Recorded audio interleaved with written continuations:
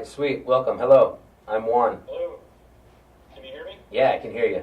Okay, great. Great. Chris, how are you? Doing well. About yourself? Great, thank you. And I am here. Welcome, everybody. And today we're going to be talking with Chris and CJ regarding the Joe Torrez case. So, Chris, it's kind of open dialogue. We just want to find out a little bit what's going on, CJ. So do you want to go ahead and tell us what's going on right now? Well, going on is in the must now it just seems Joe Torrez is still not charged. He's still free. He's still safe. But I think that public opinion is definitely, I mean, not that it wasn't on our side before, but after we released the 911 calls that we obtained, I think that really put to rest any doubt that anyone had as to what my client's story was that night. It seemed to back up everything he had said. So I think things are going well. On Friday, we sued the sheriff's department here to force the release of the results of their investigation. And we had put in a records request through using a New Mexico law called the Inspection of Public Records Act. It's kind of like an open record sunshine law. It's generally not used in this context, but all these law enforcement records that they've collected are public records pursuant to that law, and they should be released. So we have sued the sheriff to try to compel their disclosure because we need those documents to prepare our case. So what were some of the things that came about from when those papers were released? Well, what we're hoping to get is everything that the sheriff's department has collected. So, that includes witness statements, it includes photographs, it includes any audio recordings, video recordings, anything like that. So that's what we're trying to get. They have refused to release anything to us. We did obtain the 911 calls through our local dispatch, and we did that by putting in a public records request also. And they, of course, complied with the law and released it. But the sheriff's department, they take a very novel interpretation of that law, and they seem to think that they can decide on their own what information to release and what they don't, what they won't release. And that's incorrect, and that's why we sued, and we think we're going to prevail. I think that's the best thing that you guys did, because you're bringing out the truth by doing that. Bringing out the truth. I listened to the 911 call yesterday, and it was I don't want to say exciting. It was very tense. It was very you could tell just by the call that what was going on and what emotions they must have been feeling. I mean, to be in his situation, to be in anyone's situation that was there, to have them, be breaking the windows and then coming in and attacking them is some pretty hairy stuff. Yeah, it definitely is, and I think it's a very powerful piece of evidence, and it gives us a timeline because we know when the calls were placed, and we know when the police got there. So we got about 7 or 8 minutes of time from when the phone call is placed to when the officers arrive. So, if you don't mind, can you get into a little bit about what happened the evening, a little bit prior to the phone call? Well, what had happened, and I kind of went over this on Chris's show, but there was a party that my client had nothing to do with. He wasn't at. It was New Year's, so there's a lot of parties around Las Cruces. But his fiancee's little sister happened to be at that party. She was attacked by 2 women at that party. She left that party. She ended up at my client's house, and that's essentially what led to what happened there. Oh wow! So right now, I mean, in the media, people aren't really understanding the true story. People are talking about that he was at a party and then he hadn't gotten. So it's actually he wasn't even there. This happened. Yeah. Okay, so. Right, and that came out because of a bad statement by the sheriff's department, and they had said, well, it involved a previous altercation. It made it sound like my client had been in a fight with one or if not all of these gentlemen that invaded his home.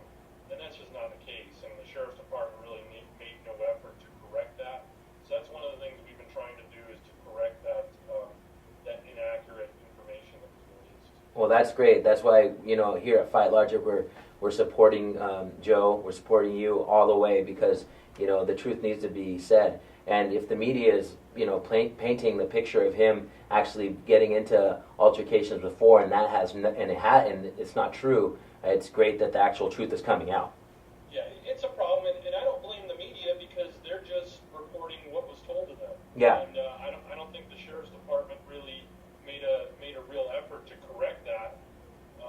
And that's why people have their own attorneys, and that's why it's good in this situation to get your own attorney and have somebody speak on your behalf. Yeah. So going forward, now that so Joe is luckily free, thank God, and he is out on his own. Now that you're getting everything out from the sheriff, what's some of the next steps? Well, we're kind of in a holding pattern. I mean, that's what I would term it. We're investigating. I have a very experienced investigator working with me. He has been invaluable to me over the last week in finding things out, interviewing witnesses, double checking what the police have been doing, and that's really what we're doing now. We're still in the process of gathering records. We obtained a few hundred pages of police reports related to these individuals who had invaded my client's house, and we're talking about guys that are only like 19, 20 years old. Okay. I mean, there's a stack, I'd say, several inches tall. It cost us several $100s to get copies of these reports. That's just from one law enforcement agency here. We're still waiting on the sheriff's department to produce their records related to these guys. So it's becoming very clear that these gentlemen had a number of law enforcement contacts. And I haven't gone through everything, but I mean, there's a lot of them involving weapons, violence, threats, things like that. So the picture's starting to come together of these guys' backgrounds, which I think nobody really had much question in before. But now the facts are coming out. Right now we're trying to figure out what happened that night, and we're also trying to figure out what led these guys. Why were these guys walking around? What happened in their previous cases? Things like that. And we're coming up with some interesting information. Yes, because I mean, when you listen to the 911 call, you hear that it sounds like there's quite a few cars and a lot of people that are involved in what's going on there. How many actual people went into the house? We're not sure on that. I know that there was definitely 4. And you have to remember that when you listen to a piece of evidence like that, sometimes people say things, but they're really kind of filling in the blanks. Yeah. So you have to remember that the longer phone call that you heard, that woman was inside the trailer most of that phone call. Mm-hmm. So when she's saying things like, there's things happening outside, it's kind of like your brain fills in the blanks. Right. So I'm not saying that some of the things she said were inaccurate, but it's definitely stuff that we have to check. And you also have to remember this was at about 2 o'clock in the morning. It was a very dark night. It's out in the middle of the desert. There's not a lot of light out there. So, I think she definitely had a very good opportunity to see inside the trailer. And when these guys came in, you can hear it. And the trailer is not a very big house. Mm-hmm. If you've seen it on the news, you can tell it's a very small home that they were in. So, we're still trying to piece together exactly what happened outside the trailer. But I think most of that call took place inside the trailer. Yeah. From so Chris, yeah. CJ, I'm curious, and I've had people asking me as well, what is the reasoning, do you believe, for the resistance you're getting from the prosecution? Well, in what regard? As far as them not clearing my client? Well, the release of information and whatnot. That seems to be the case, that they're not being as forthcoming as you'd like, and you're having to sue. Well, I wouldn't necessarily blame the DA's office. Right now we're dealing with the sheriff's department. And I think that no matter where you live, the police like to be in control. And they're the government, and they want to tell you how to live your life, and they want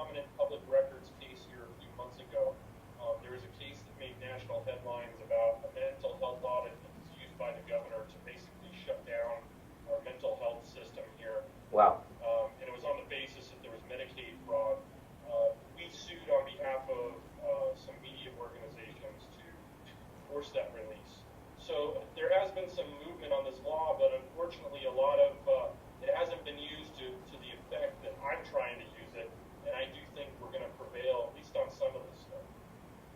Good. Something else I've been asked, CJ, was what number was the phone call made to in reference to the threats that Joe had gotten? I see that brought up quite often. Was it Joe's house or landline, his cell phone, or whose phone number was it that actually received the call? My understanding was it was his cell phone, but we're still waiting on phone records and things like that, so it's we can't confirm it, but that's my understanding is that the call was placed to his cell phone. Is there any idea as to how they might have possibly gotten his phone number? No, although it looks like there might have been a phone that went dead that somebody else had used to call someone, and that the conversation might have been picked up by using my client's phone to continue that phone call. So that may be a reason how they got my client's phone number and called it back. So at the end of the day, this is just me thinking honestly outside the box here, could this have all stemmed from a misunderstanding? I don't think so. I think these guys that went over there knew what they were doing. They had their intent, and they had planned it out before they had gotten there. And the circumstances that lead up to it, I think, are still a little murky. But I think nobody, definitely say that there was the altercation at the other party did not involve my client, that young lady ended up at my client's, and that's all been saved with 100% certainty of what happened. Like I said, we're still waiting on phone records and things of that nature. So until we can actually get the facts, I don't want to speculate. That's the great thing about having that phone call. Yeah.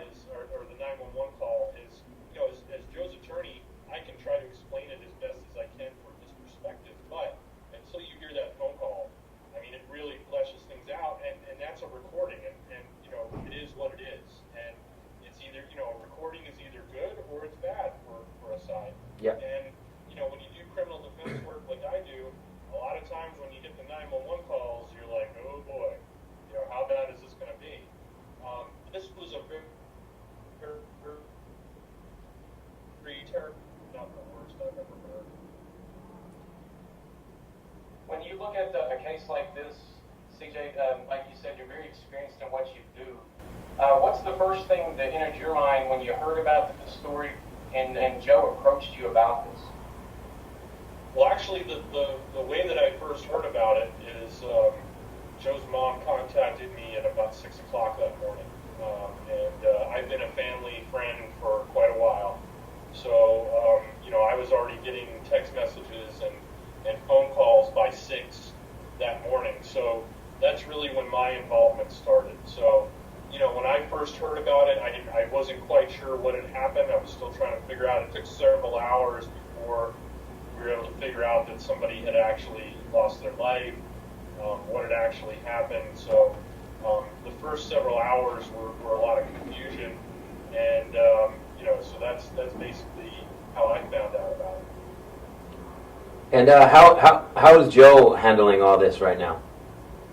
I think Joe he's getting better every day, but having this hang over him, having this hang over his head, he's worried about the possibility of a long legal fight, and in his mind, he did nothing wrong. He was just defending his family, he was defending himself, so he's frustrated. He tells me, I just want this to be over. I just want it to be over. I want to move on with my life. He feels like he can't move on with whatever he's going to do next until this situation resolves itself, and that's not going to happen until the district attorney gives us a very clear statement that he's not going to be charged. Right. Talking now, mentioning something earlier that Chris mentioned with in regards to could this have been by accident or not knowing. From what you're saying, when you're getting those papers back from the police or the stacks, you can see that there are actually these people have obviously before they're not the best of type of people. Right. They're not people I would want to associate with. Right.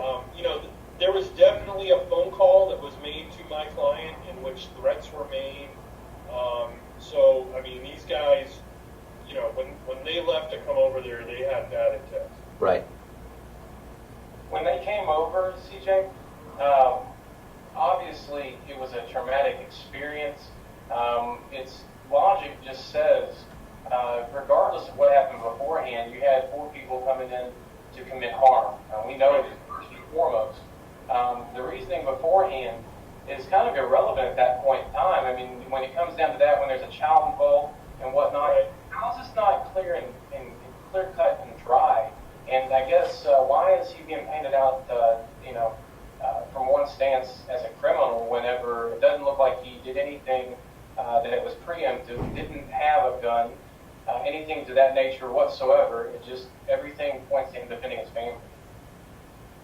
Well, I really don't know. I think that the police and the district attorney are interested in what happened before because they're looking to see if there's anyone else to charge. So let's say there was somebody that instigated that, like, said, why don't you go over there and take care of this guy? And that might have happened. But that would make that person an accessory or possibly part of a conspiracy to commit aggravated burglary. So I think that that's why you're seeing the focus on what led up to it. I don't think it really matters much. I mean, if Joe gets charged and we have to go to court and we have to have a trial, I don't think the circumstances leading up to it are going to be that important. It doesn't change. I mean, here's the thing. I could say, hey, Chris, come over to my house and let's we'll fight it out in front of my house or whatever it may be. That doesn't mean you get to come over and kick my door in and and come in with a knife and threaten me. So even if that's what happened and that's not what happened, you have to regulate your behavior, and there are certain things that you do and you don't do. One of them is you don't violate someone's home. Right. What are some of the charges that are being looked at for the other 3 people that invaded the trailer? Well, we have 5 total defendants. We have the 3 males who were arrested, and we have 2 females. The 2 females were involved in the attack on the 17-year-old. Okay, and apparently they drove these guys over to my client's house and may have even gotten out of the car. All of them are facing, from what I can tell, aggravated burglary charges. Aggravated burglary in New Mexico is when you come in and you commit a violent crime or you arm yourself or you're armed upon entry. And it's a second-degree felony, so there's only 1 degree of felony that's higher than that. They are also charged, at least the gentlemen are, with aggravated battery, which is trying to do great bodily harm with a weapon. And also they're charged with conspiracy.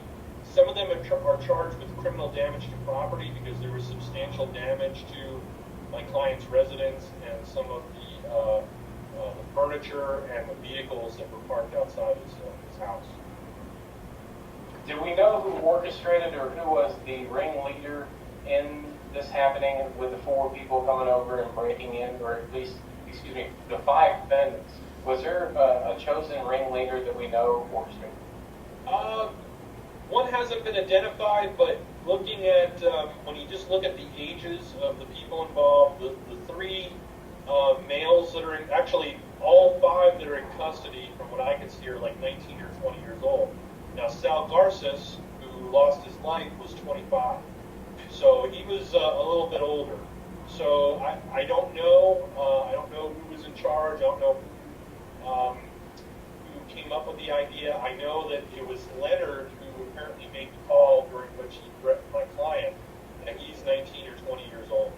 So it's not quite clear, who was in charge or who was leading the charge, or but just to look at the ages of the people involved, you would think maybe the oldest would be in charge, but that's just complete speculation on my part.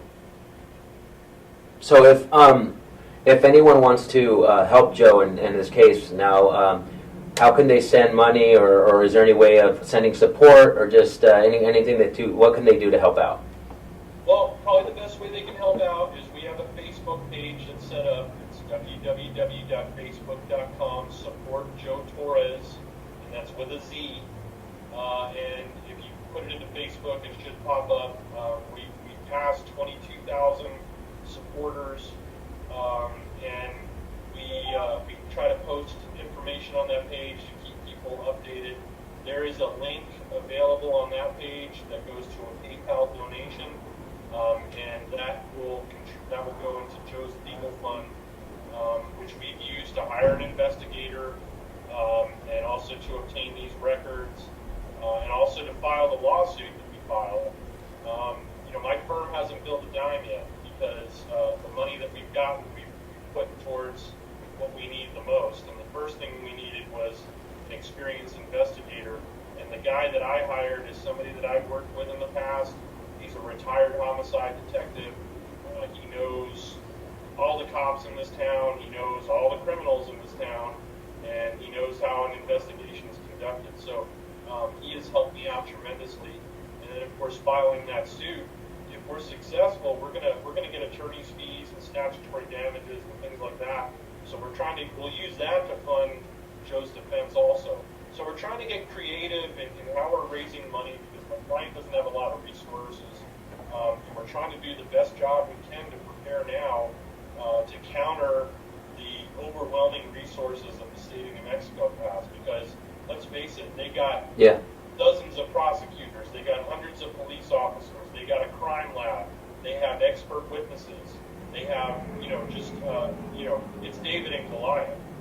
But, we have truth on our side, and we have a very good defense, and, I think that has equalized things. And more importantly, we have this massive public support, which has popped up, and, it's really under the state of New Mexico. And I can tell that the emails and the phone calls have been making a difference with people that we're dealing with. Awesome. Well, thank you very much. Really appreciate that you spent some time with us today, and thank you for letting Joe's story out. It's really important that we do go and help him. So join that Facebook page, send some support, because it's just not right, and the truth will come out, and Joe will be okay. Alrighty, thank you very much. This is Juan. Well, thank you for allowing me to be here. I really appreciate it. Yeah, and thank you very much, Chris, for hanging out with us today. And CJ, good luck with everything, man. Let's touch base again. Okay, yeah. Thanks, Chris. I really appreciate it. And the interview we did last week, I got a lot of feedback on it, and everybody really liked it. So, I got to tell you, it's inspiring seeing what you're doing for Joe. And it's nice that he's got somebody that's got it planned out, that's got a little bit of experience, because he doesn't have a whole bunch of resources, from my understanding. It's nice to see good people working together for a common goal. Right. Well, I like being a part of a good cause, and I wouldn't get in the ring without Joe next to me, and I think Joe wouldn't go to court without me next to him. So, he started the fight in the trailer, and I'm trying to end it for him out here and get him to move on with his life. Awesome. All right, well, thank you very much. You're a good man. Just keep it up. Keep up the fight. Take care. You've been watching Fight Logic TV. Remember, if you want to find out more information about Chris, where can they find out more information about you? MMALockup.com. We are a Fox Sports ran MMA radio show, one of the longest running in the country. We have the top interviews in the world. And we have good guests like my man, CJ McElhinney, representing Joe Torrez. And, thanks to you, Juan, for having us on Fight Logic. Let's do it again, man. Yes, my pleasure. We will. And we'll talk again before everything happens. We'll talk again when he's acquitted and everything is innocent. All righty, guys. Take care. Thanks a lot.